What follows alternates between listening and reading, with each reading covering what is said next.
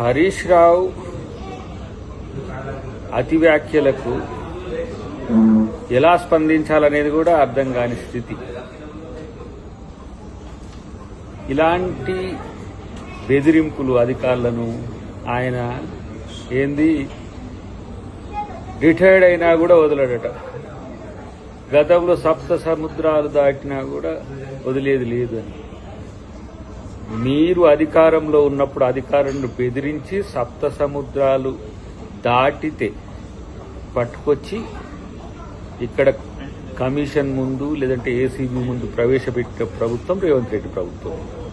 నిఘా పెడుతున్నారు, CC camera మీద నిఘా పెడుతున్నారు. మరి దొంగతనాలు ఎందుకు చేస్తున్నారు? దొంగతనం చేస్తే కూడా నిన్ను, మీ మామను, మీ బామ్మర్దిని వదిలేయాలన్నా?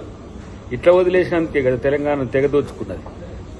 ఇంకా పొడింగి మాటలన్నీ మాట్లాడుతూ ఉంటాడు.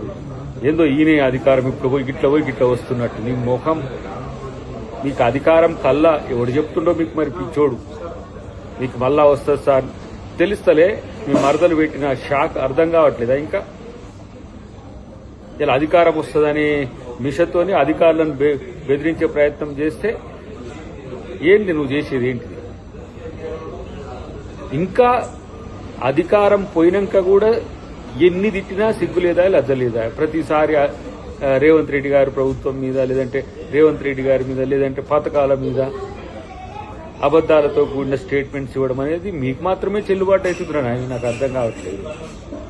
ఏడాదికి ఒకసారి ఆయన గూట్లకెళ్ళి బయటికెళ్ళి పలుకుతాడో పలకడో మీరే పలికి చిలక పలుకులు పలికిచ్చి ఇలా మీ పార్టీ, మీకు నాయకుడు లేని పార్టీ, నాయకుడు లేకున్నా కూడా అధికారంలోకి వస్తుందంటే తెలంగాణ ప్రజలంతా పిచ్చి భ్రమల్లో ఉన్నారా? ఇంకా దోచుకున్నది చాలదా? ఇంకా తెలంగాణను తెగదోచుకోవడానికి మీరు ప్రయత్నాలు చేస్తున్నారా? తెలుస్తూనే ఉంది కదా బీజేపీతోని పొత్తు కోసం ఆరాటం, వెంపర్లాట అంతా కూడా కనబడుతూనే ఉన్నది కదా. కాబట్టి నిఘా విషయంలో ప్రభుత్వం చట్టబద్ధమైన నిఘా ఉంటుంది. మీరు తప్పులు చేస్తే కూడా వదిలేయాలనే ఆలోచన ఉండదు. కాబట్టి మమ్మల్ని సీసీ కెమెరాలు చూస్తున్నారు, ఫోన్లు హ్యాక్ చేస్తున్నారు, ఇది చేస్తున్నారు అని చెప్పి ఊకనే సెంటిమెంట్ రగిలించడానికి చేయకు. నువ్వు ఏ దొంగతనం చేయకపోతే నిన్ను ఎవరేమీ అనరు.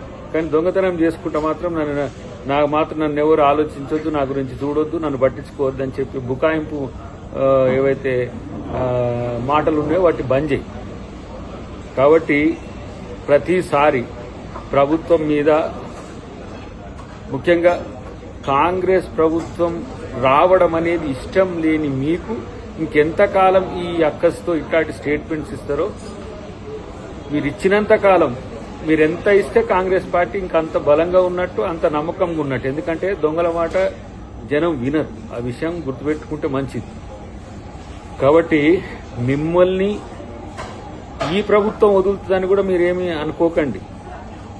ఏదో ఆ కమిషన్ వేస్తే అట్లయింది, ఈ కమిషన్ వేస్తే ఇట్లయింది, కాళేశ్వరం పోతే అట్లయింది, కాబట్టి మమ్మల్ని ఎవరేం చేయలేరు అనేది కాదు.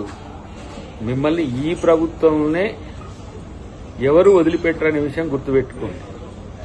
కాబట్టి అధికారులను బెదిరించే పిచ్చి శకలు మానుకో హరీష్. ఇది పద్ధతిగా ఉండదు. అసలు ఫస్ట్ మామూలుగానైతే ఈ స్టేట్మెంట్ ఇచ్చుడు కాదు. అధికారులను బెదిరిస్తే చట్టపరమైన చర్యలు నీ మీద తీసుకోవాల్సి వస్తుంది. కానీ నిన్ను ఎవడు పెద్దగా సీరియస్గా తీసుకుంటాడు? ఏముంటుంది ఇది సీరియస్ లాంటి జోక్ ఇది.